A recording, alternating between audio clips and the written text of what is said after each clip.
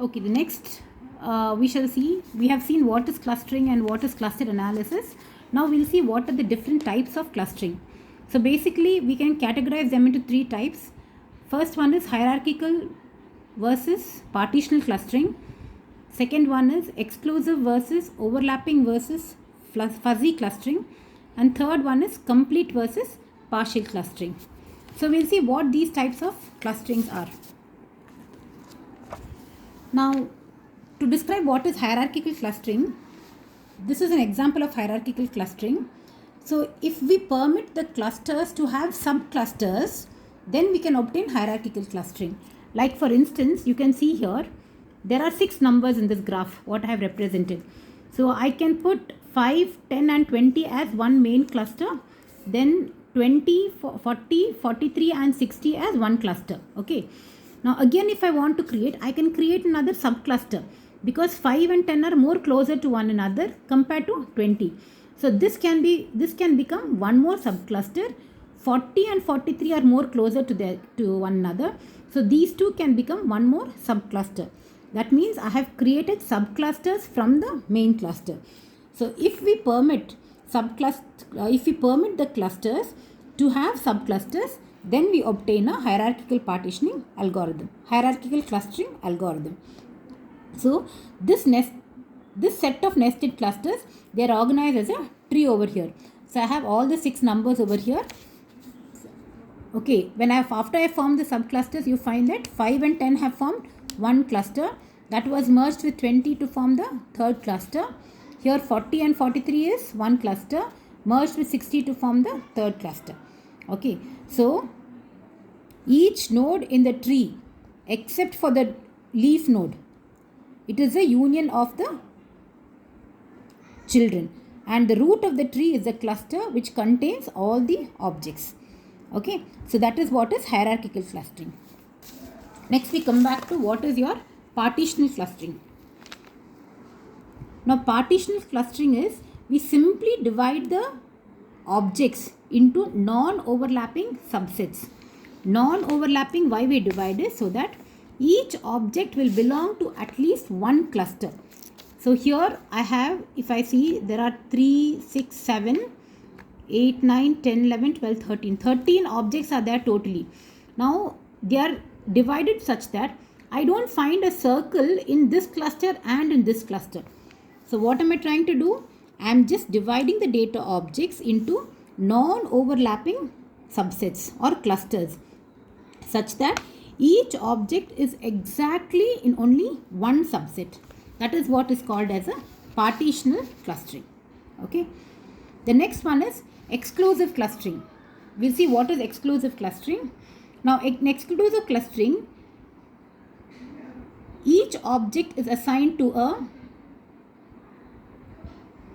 now whatever we saw here earlier, they're all exclusive. Why we call it as exclusive is because each object is assigned to a single cluster.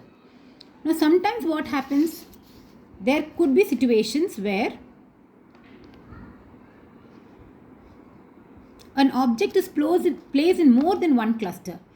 Like for example, supposing you have a person at the college, okay, a lady at the college or a woman at the college. She could be a parent and she could be a teacher at the same time, right? So that means she plays a role. If you have a cluster of all the teachers and a cluster of all the parents, so this woman will be in this cluster and in this cluster because she is both a parent and a teacher in the same college.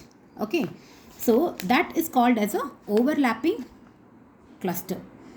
When you have a same object present in more than one cluster, we call it as a overlapping cluster. Okay. The third one is fuzzy clustering.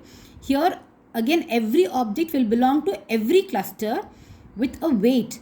So every object is a cluster is given a weight. So a weight which will be between 0 and 1. So based on the weight we are going to categorize the clusters. That is called as fuzzy clustering. The next one is complete clustering. Complete clustering, what it does, it assigns every object to a cluster. Okay, that means in the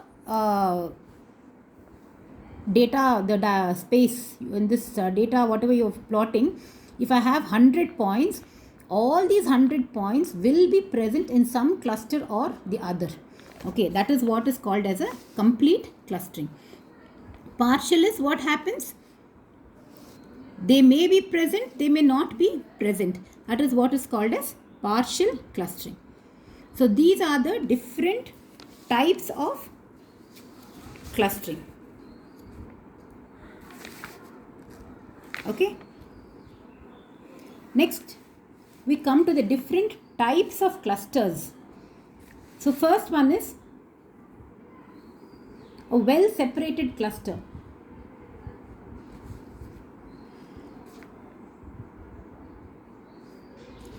So when do you call it a well separated cluster, or what is a cluster basically? A cluster is nothing else but a set of objects where each object, as I told you earlier, in one cluster the objects are closer to one another than the objects in the other cluster. Okay. Now when I have a well separated cluster, what it means is the distance between 2 points in different groups is larger than the distance between 2 points within the group. Means, see here I have the distance between, say, point, this is 1 point, this is 1 point. Okay, this distance is always smaller than this distance. So distance between 2 points in different clusters is always larger than the distance between 2 points in the same cluster. Then we call it as a well separated cluster, which is the first one. Okay. The second one is a prototype based cluster.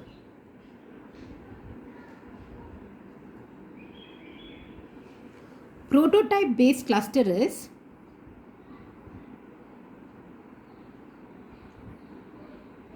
you are clustering them based on some prototype.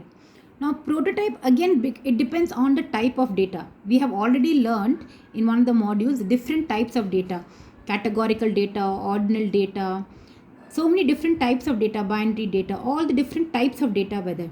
So based on the type of data, we define a prototype. Okay, so and based on the prototype, now this prototype can be the median, the medioid, it could be the centroid, different things. So supposing I classify a set of data based on the centroid, I take a set of data and we classify them based on the centroid. So that centroid becomes a prototype.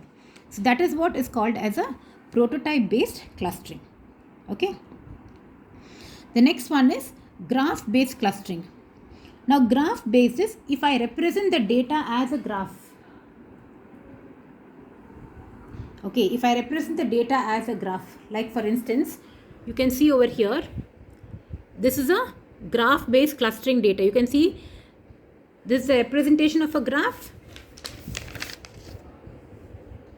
Okay, you have nodes, these are the objects, and the links, they represent the connection between the objects. So A is a node, B is a node, these are the different objects, and A, D are the links, these are the connection between the objects. So this cluster can be a connected component. That means a group of objects are connected to one another. But outside the group, there is no connection. It is all connected only within the particular group. Okay. Now in this, we have a small variation of graph-based clusters called as contiguity-based clusters. You can see the next figure below. This is called as contiguity-based clusters. What it means is, when two objects are, in contiguity-based clusters, two objects are connected only if they are within a specified distance of each other. Okay. For example, now actually here we have 8 clusters. This is one cluster, this one, then this pink thing is one cluster, second cluster, this one blue is a third cluster, this is a fourth cluster, this circle is a fifth cluster, sixth cluster, seventh cluster, eighth cluster. You have 8 clusters among them. Okay, but here each object in this cluster is closer to some other object in the cluster than to any point in a different cluster. For instance, you can see these two are closer to them each other, okay, than to some other point over here. So this is a contiguity based cluster. These two clusters are closer to one another, again it is contiguity based. These two are closer to one another, again they are contiguity based clusters. That means they are the objects in these clusters, they are closer to some other object in the cluster than to any point in a different cluster. Such clusters are called as contiguity based clusters. Okay, this is another variation of your graph based cluster. Okay, the next one we have is density based cluster. Density based cluster, what it is basically a dense region of objects which is surrounded by a region of low density. Density means more, the higher density means when I have more number of objects in a same area. Like supposing this is one area, assume I have more circles in this.